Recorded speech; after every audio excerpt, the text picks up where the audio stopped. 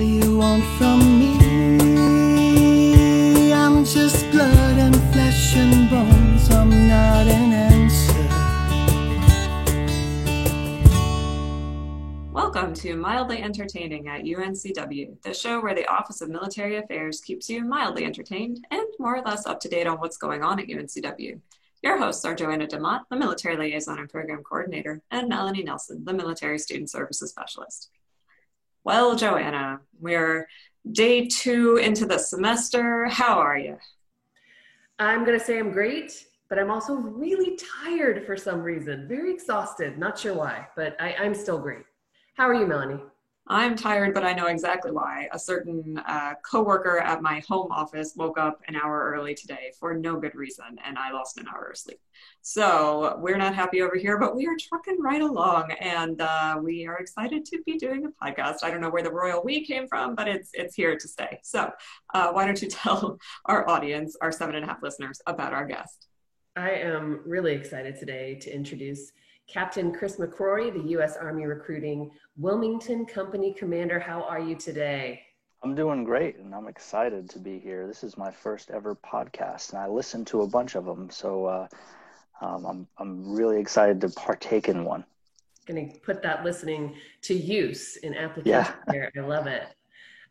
Super excited to have you on. You've been such a great resource for us, and I can't wait to hear about your job and all the things. So right now I'm looking at you and you are not in an office. What is your work situation right now and how has it changed? So my work situation has been ever evolving since COVID. So the Army, a little different than the other branches, took the steps once this COVID thing really kicked off in mid-March to kind of halt operations at the recruiting level. And so we all went to telework. And now that we're kind of coming out and you see the different phases from Governor Cooper, specifically here in North Carolina, we're transitioning back into our offices. Right now, we are at 50% telework, 50% in the office, looking at that, trying to meet those CDC guidelines and just figure this all out, because I think there's a lot of uncertainty with it.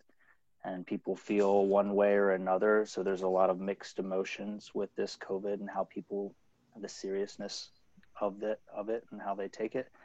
And so as you see me sitting here right now, I am actually in my house, and not a typical day. I typically am in my office or visiting some of my recruiting stations, visiting those recruiters and NCO recruiters and station commanders that are there.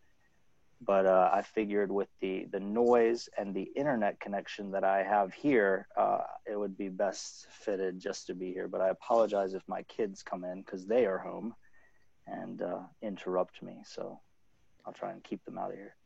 On Mildly Entertaining at UNCW, you never have to apologize for extra guests. We enjoy our coworkers. Sometimes they're furry, sometimes they're big, sometimes they're small, but we love having extra guests on Mildly Entertaining. So no worries there at all.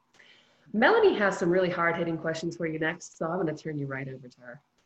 Very, very hard-hitting, hot-button type questions here. Number 1, you're in the home office. What are you snacking on these days? I made myself an omelet around 10, but typically my morning is like a protein shake or some oatmeal with some protein. I'm not much of a snacker. I like my eggs, my meat. I'm not a big yogurt, granola, fruit person. So I just like my meals. Interesting. Although 10 o'clock, is that breakfast? Is that second breakfast? Where are we looking on that schedule? I'm not hungry when I wake up. And so typically I'll work out in the morning. I'll have a protein shake right after.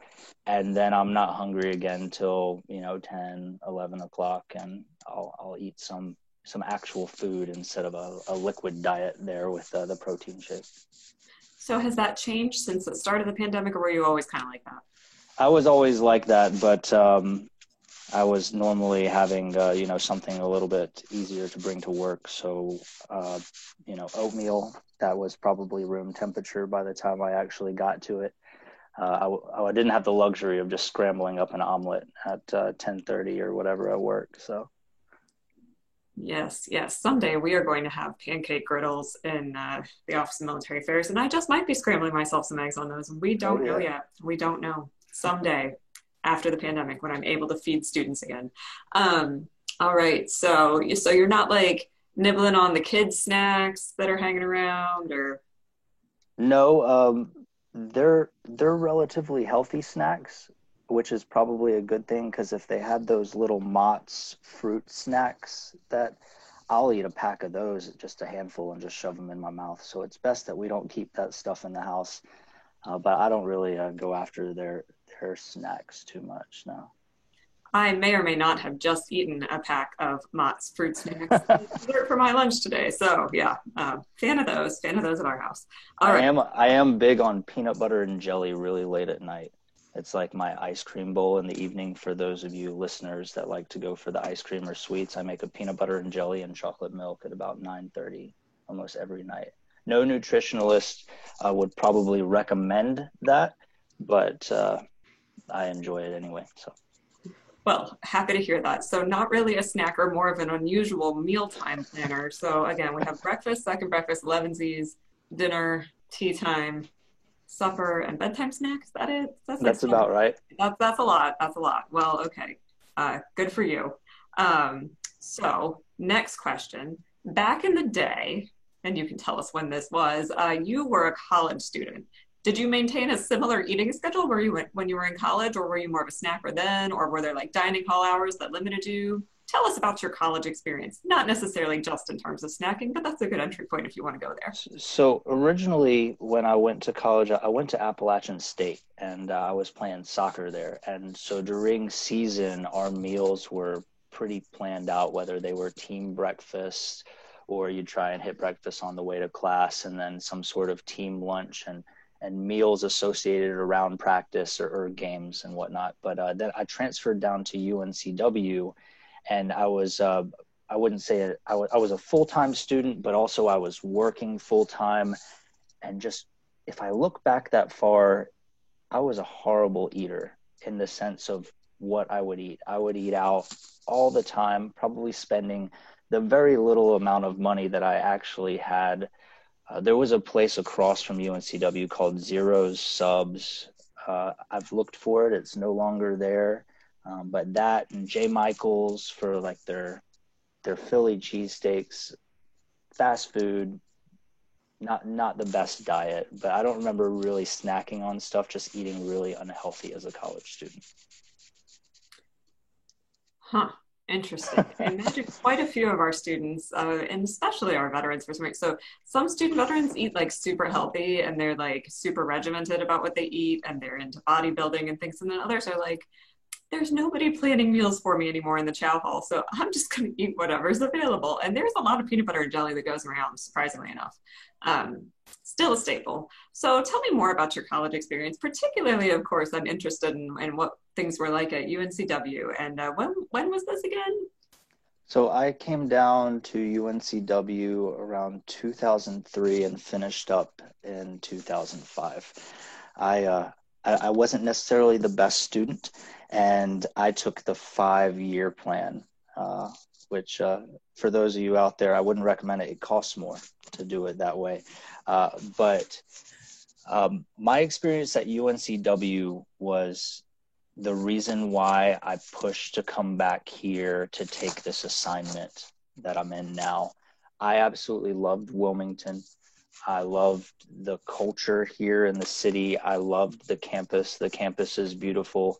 Again, I wasn't your typical student because I was actually working either 2 or 3 different jobs, or at one point I was full-time at that Best Buy right there off of 40 or College, and trying to balance school that way and not accrue a whole bunch of debt. So I didn't necessarily go out a whole bunch and do any kind of Greek life, whatnot. But I did my fair share of, downtown or Wrightsville Beach in the summer and some of the bars and clubs around there. But it was a great experience. And my wife and I got married here in Wilmington. And if I can convince her, I'd really like to retire when the time comes down this way. But I'm thankful for the experience that I had in college, and I had to leave for quite a while just to kind of figure out what I wanted to do with my life, find a career path. But it's allowed me to come back to the area, and whether it's for just a couple of years, I could potentially set myself up for coming here permanently if we decide to retire down here. So nice. Yeah, it's always cool when that military career. Sometimes it takes you to like far-flung places that you like, maybe they're just not the greatest, like you deal with it. But then other times you do have that opportunity to go back to a place that you really liked. I did something similar when I was still on active duty. I took an assignment down at the military entrance processing station at Fort Jackson because I went to the University of South Carolina, and that got me right back in my college town for a year or so, and that was kind of fun. What was your major in college? I had several majors over the course of my 5 years. But what I finished up with and actually got credit for was criminal justice and a minor in sociology. So that changed from, business at Appalachian State. And then I think I changed and was a communications major for a little while. And then for some reason, criminal justice really interested me. I was looking at doing some sort of law path, like going to law school at the time. And so I started taking those classes, and it kind of stuck for me, and something clicked and finished those up. I always love hearing the stories of how people found their major and then how they found their career path. Because if you're a student and you're listening to this, like how reassuring is that? You can go through several majors and you can just tool around until you find the class that really picks up your interest. I myself did that. I went in undeclared and ended up declaring after a couple of years once I found a path of courses that worked for me. So how did you wind up going into the Army after graduation? So after I graduated, and I don't know if, it's still a common theme here with the current students and graduates of UNCW, but I really wanted to stay in Wilmington. But the problem was at the time, Wilmington was a very food and beverage tourist industry. There's several corporations that have popped up since then, but there wasn't a ton of jobs available that I would consider career jobs for what I was looking for that I could apply my major to, or a bachelor's degree for that matter. And so I moved back to Charlotte because that's where I'm from originally. And everybody in Charlotte works for a bank. And that's what I did as well. So I worked as a banker for BB&T for several years. The market crashed. I had always been interested in the military, but when they put a hiring freeze and I was trying to branch out into different parts of the bank, and they weren't letting any lateral moves or upward moves at that time, I really pushed and did the officer route, and looked at different branches, and I felt like the Army was the right choice for me. Dropped my officer packet and waited a little bit and got accepted, and I'm almost at 11 years later. So history has been made. It's been 11 years. That is all really, really interesting. I think I'm going to let Joanna ask you more about your current position. But again, I just think it's always worth it to know that a lot of people don't enter the workforce with a specific plan, or they don't enter their career field expecting to do the same thing forever. So you could still be in banking at goodness knows what level, but you decided to shake it up and try something different. And now look where you are. You got back to where you wanted to be, and it just took a circuitous route to get there. But I just think it's nice to hear that, like that many of us have done a variety of different things in our careers, and all together it turns into this big, beautiful arc of our stories. So thank you for allowing me to wax philosophical again. I've been up a little earlier this morning than I wanted to, and maybe I'm just hitting that point in the afternoon. Joanna, I'm just going to awkwardly hand it over back to you now. Oh, I like that. You made me feel really great about my decisions so far. And I've definitely looked back, and I don't want to say question things, but I like to learn from my mistakes, and it's brought me to where I am now. So. Join my Uni 201 class later. I'm just kidding. That's not the point. Not the point. Go on, Joanna. I love a good awkward transition. I mean, they're absolutely my favorite. I can't. I do them often, so I appreciate it when Melanie pitches in and takes one for the team. So speaking of like circuitous routes and weird coincidences, we met at the gym. We did. It wasn't one of those things where, you know, Office of Military Affairs, we should be familiar with the recruiters in the area. I just happened to meet you at the gym. And that's how this weird world works, all this weird networking that happens. Super glad that I did, and glad to have you on today as one of those perks of working out. You never know. It's not just good for your body. You could meet some amazing people. What would you say your favorite part of what you do is? Leading my NCOs. So I'll tell you, and then you know this about me, but for the listeners and whatnot, I'm an intelligence officer. And on the officer side, recruiting is what you call a broadening assignment. And you come into recruiting at a certain point in your career, and you're a commander, and you learn the job, you command for a few years, and then you go back to, I don't want to say conventional Army, but what we call Armed Forces Command, Force Com, and I'll go back to my MOS. But this has been my first experience with command, and I have just met some outstanding non-commissioned officers that have taught me so much, and they make it worthwhile for me to go to work every day, and they make me excited about my job. And it's in my MOS and in Intel, there's kind of two tracks for us. There is a Intel technical track that's more of the staff work, and then there is a command track. And my NCOs have pretty much, at least in my mind, solidified what I want to do with the rest of my career, and that's lead NCOs, and it's because of them. That's amazing. I love to hear that. And I'm sure that your NCOs will love to hear that that's your favorite part too. And you're giving them such a great shout out.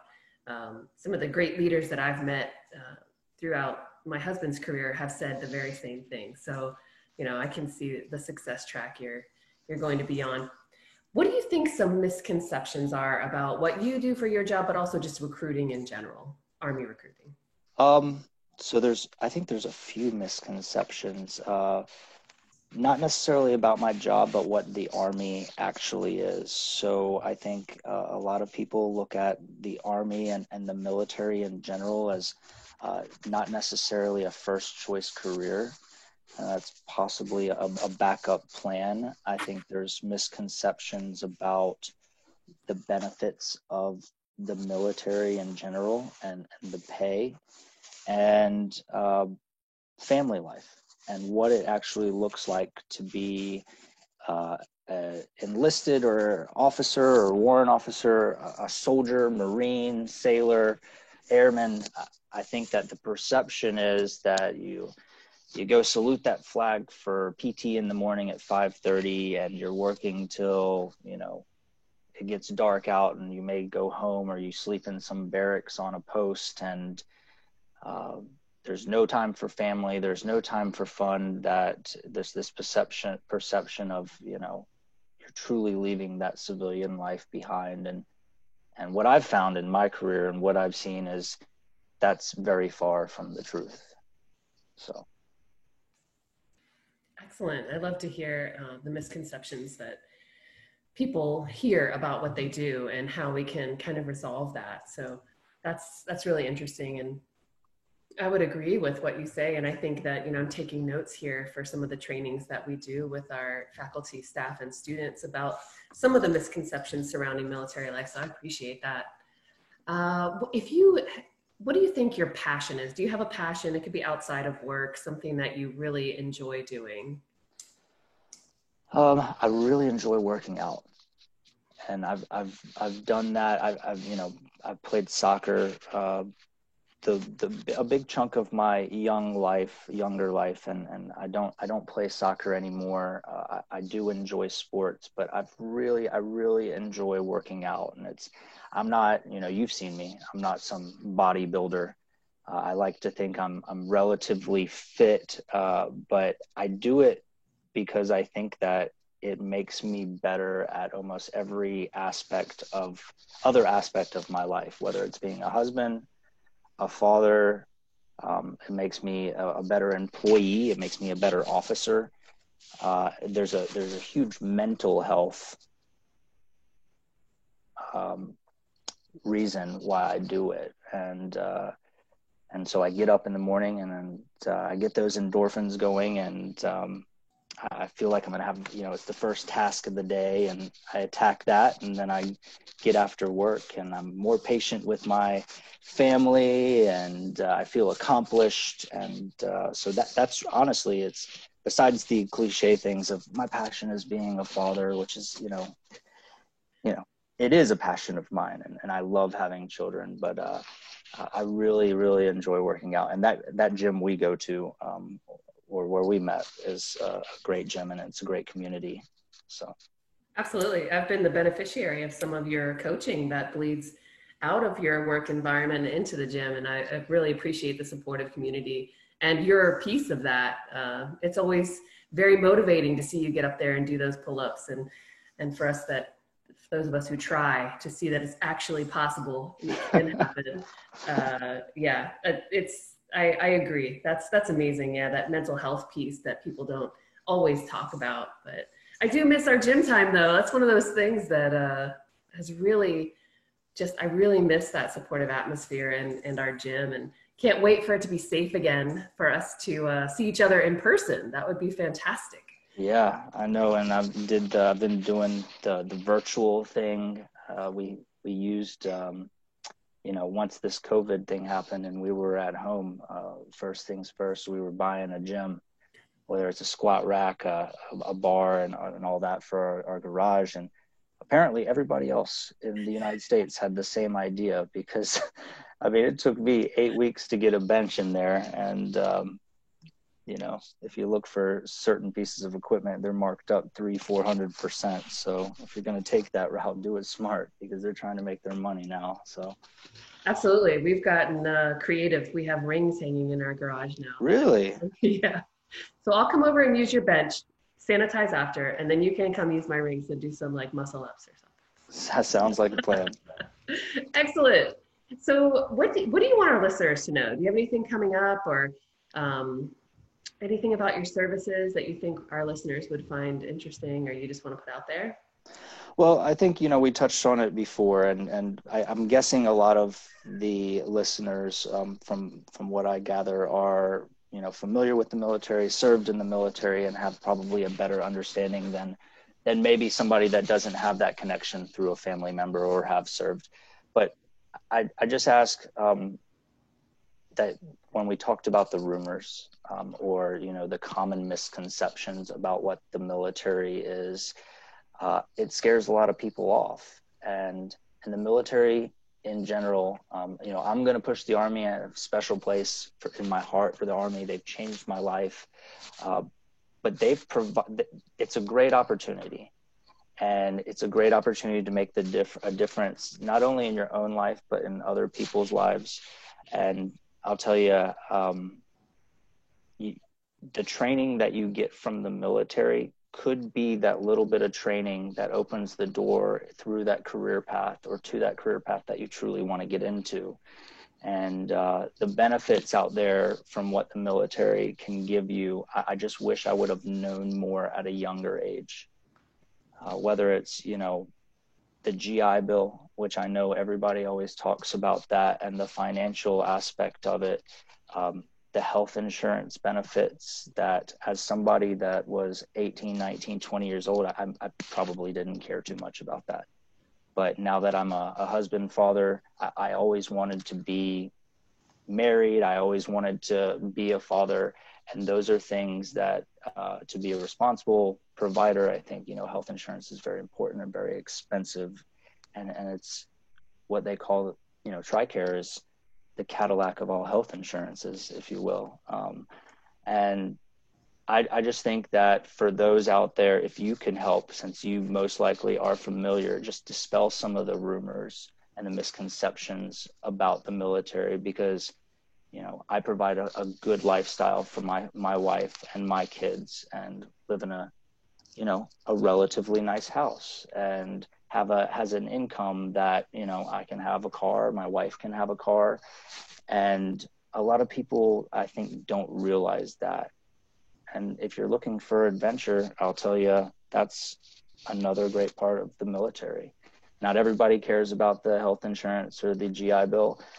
But I think if you want to see the world and you want to get out of where you're at, look into the military, because I've been to Afghanistan, I've been to Iraq, and some people are like, I don't want to go to those places. That's not the adventure I'm looking for. But, you know, I've been to Ireland, I've been to Germany, I've been to Saudi Arabia, Egypt, Jordan, Dubai. So lots of opportunity out there to just see the world. And if you're looking for a platform to get yourself out of an area, it's a great opportunity to do so.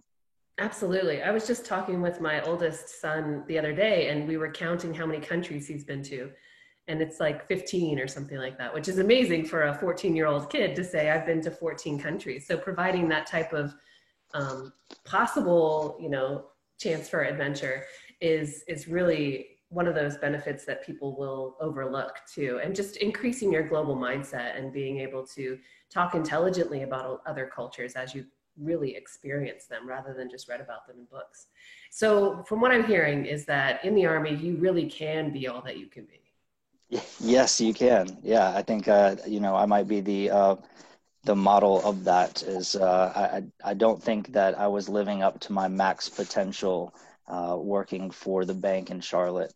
At least where I thought I was going to be, where I saw myself. But the military has challenged me, and the military will challenge you as much as you want it to. And what I mean by that is, you know, you can try and go to some schools that will test your limits. And in the Army, you can, you know, go to these combat diver, jump master, ranger school. You can go down different pipelines. So it really, you know, the Army and whatever MOS, if you join, there are so many different routes and opportunities. It's such a large entity, the U.S. Army. So you can kind of guide your own career at that point and push yourself as much as you want. Or I don't want to say there's any easy path, but there's definitely probably some harder paths out there. And you could find that in the Army for sure. I love it. So if one of our listeners wants to talk to somebody about joining the Army, what should they do? So obviously, you know, we have the internet, and you can look at doing that way. But I recommend, you know, contacting an Army recruiting station. So for those of you here in Wilmington, we have our Wilmington station right there in Wilmington. And then we also have one in Jacksonville. We have one in Havelock, New Bern, Kinston, all the way out to Clinton. And we have some outstanding non-commissioned officers. We only have non-commissioned officers that are out here. We do not, the Army does not send any junior enlisted out here, meaning E1 through E4. It's always going to be a non-commissioned officer. And these guys are truly knowledgeable and passionate about what they do. And they're not going to push you into something that you don't want to do. They're there to listen to you. They're there to make the right recommendations for you and help, you know, guide you through the path of enlisting into the Army, if that's what you feel like your calling is. I think some people don't realize how much the Army pays to train a new soldier. And so they definitely want to have the right person going ahead and enlisting in the Army. Oh, yeah. So, you know, just BCT alone, I've heard different figures. So to give you an exact number, but I've heard, you know, $50,000 per person for the training for basic combat training. So your basic training. After that, depending on what job you pick, you may be sitting at 6 months to a year of specified training. And that's really the Army investing in you, because I promise you, whatever that training is, whether you decide to make the Army a career or not, you'll be able to use that in the outside civilian workforce. And to say that you have all these trainings, and it could be certificates, etc., that you get depending on your job, will set you up for success. So the Army is very much in investing in you, and that's why I don't want to say it's difficult to join the Army, but if you look at the population of the United States, it's a very small percentage that is actually qualified to serve in the military in general. And so if you're one of those few that could make it through the process, I always tell some of those what we call future soldiers or even applicants that go up to the floor, like, hey man, you've passed the ASVAB at this point, or you've made it through the medical process over there at the military entrance processing station. You are such a small percentage, and there are so many people out there that would love to be in your shoes. And so, just try and shine it in a positive light that you got somebody on your side and you've done something right to get this far. Excellent. Thank you so much for coming on today. It's been a real pleasure talking to you. Of course. I've loved it. It's great. Yes, thank you so much for coming on and talking with us about your career and your college experience and what you're doing now. I think we'll have a lot of people who are really interested in learning more about all of that. So thanks again, and this has been an episode of Mildly Entertaining at UNCW, and we will see you on the internet. Thank you for listening to Mildly Entertaining. Our intro music comes from the band Blue Turnip and their song, What Do You Want From Me? You can find their EP Songs from the Root Cellar on Bandcamp, iTunes, Amazon, and Spotify. For more information, you can go to blueturnipmusic.com.